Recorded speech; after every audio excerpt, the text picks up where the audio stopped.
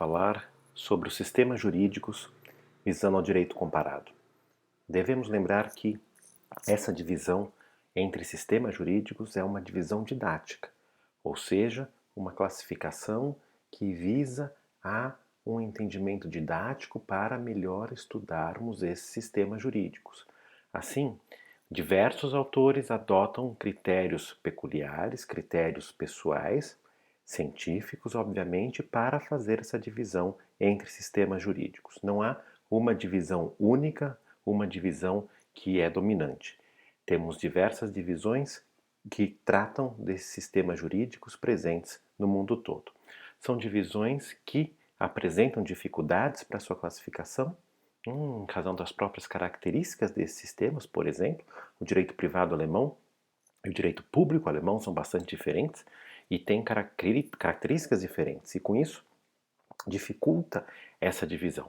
Mas a ideia é que a gente tenha uma divisão didática para melhor poder estudar esses sistemas. Essas divisões, essas classificações nunca são perfeitas, né? Elas têm essa função didática para melhor poder estudar. O critério aqui central é chamado de estilo jurídico. É um critério utilizado especialmente por Zweigert e Kötz, que nós adotamos aqui em nosso curso. O que é esse estilo jurídico? Alguns elementos podem ser identificados. O desenvolvimento e fundamento histórico, como se aglutinam os sistemas em razão do seu fundamento histórico, o modo do pensar jurídico, como pensar esse direito, elementos distintivos típicos, por exemplo, como a transferência do direito de propriedade, por exemplo, num contrato ou fora desse contrato, os tipos e fontes do direito, por exemplo, a lei, como a fonte do direito principal no sistema romanístico e no sistema alemão, enquanto que no sistema anglo-saxão nós temos os precedentes como fontes dos direitos principais, e questões ideológicas e políticas também aqui são tratadas no que se tange ao estilo jurídico. Assim, segundo essa divisão de Zweigert e Kötz, nós temos o sistema romanístico, que engloba o sistema francês, o sistema italiano, o sistema alemão, o sistema anglo-americano, o sistema nórdico dos países escandinavos, o Extremo Oriente e os sistemas religiosos. Então vamos tratar agora do sistema romanístico.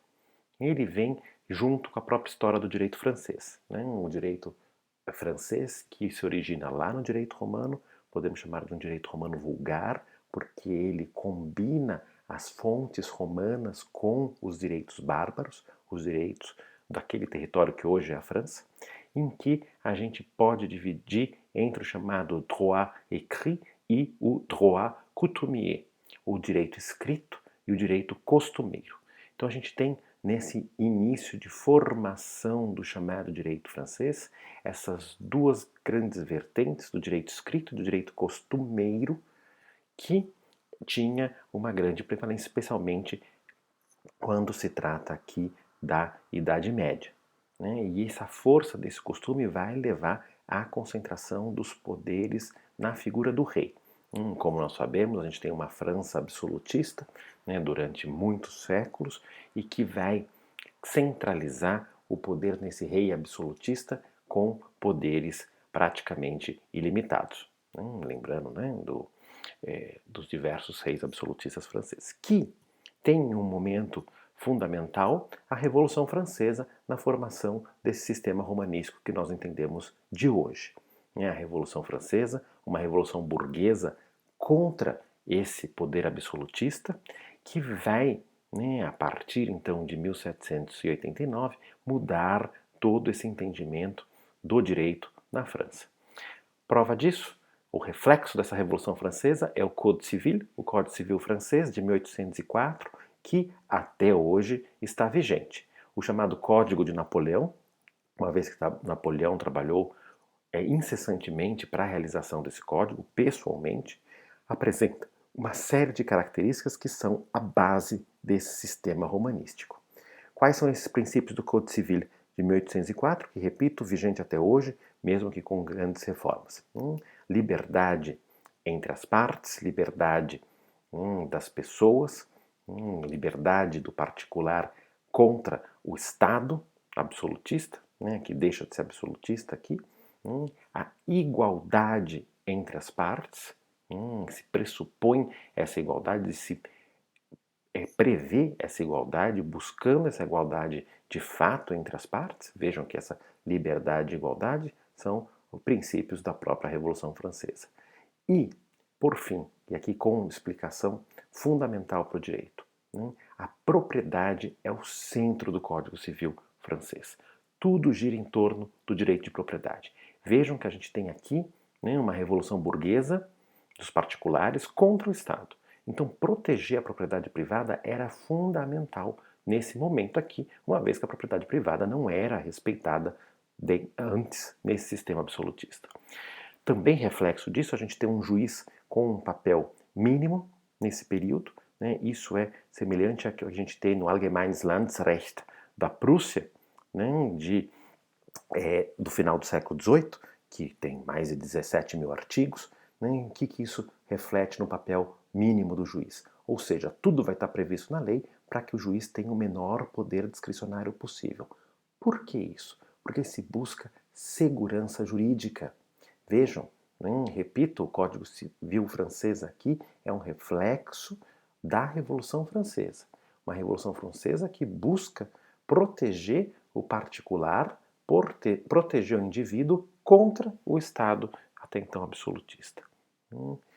Outros princípios aqui, características, na verdade, do Código Civil de 1804. Ele vai seguir a construção das institutas de Gaio e de Justiniano, ou seja, a gente tem a clássica divisão entre persone, res e actiones, ou seja, pessoas, coisas e ações previstas nesse Código Civil de 1804, mas que essa parte final do Código Civil deixa de ser vigente depois de um ano com o Código de Processo Civil na França. E, como eu disse, a propriedade como centro do Código. Para que vocês entendam melhor isso, a gente não tem no Código Civil francês um capítulo, um título dos contratos. Os contratos são modos de aquisição da propriedade. Então, aqui é uma característica muito forte desse sistema romanístico. A compra e venda aqui no Código Civil francês é uma compra e venda real, que transmite o direito de propriedade. Como vocês sabem, a compra e venda no direito romano, no direito brasileiro, no direito alemão, não transfere o direito de propriedade. É necessário um outro negócio jurídico para isso. Seja a emancipatio, a traditio no direito romano, ou o registro de bens imóveis na Alemanha e no Brasil. A gente precisa desse segundo negócio jurídico. Aqui na França, desde 1804 e até hoje, nós temos uma compra e venda que ela, por si só, já transfere o direito de propriedade. E essa compra e venda a gente pode encontrar também, por exemplo, no Código Austríaco de 1811, também ainda vigente, e no Código Italiano de 1865. São dois códigos também aqui do século XIX que foram muito inspirados pelo Código Civil de 1804. Então, tanto o Código Civil Austríaco, até hoje, como o Código Civil Italiano, de 1865, que foi um código que teve pouca aplicação e foi substituído pelo Código Civil Italiano atual, de 1942, mas ambos seguem esse sistema romanístico. Seguem, na verdade, o Código Civil. Então a gente pode dizer que esse sistema romanístico tem como centro o Código Civil francês. Esse sistema baseado em todas essas características advindas aqui desse Código Civil do início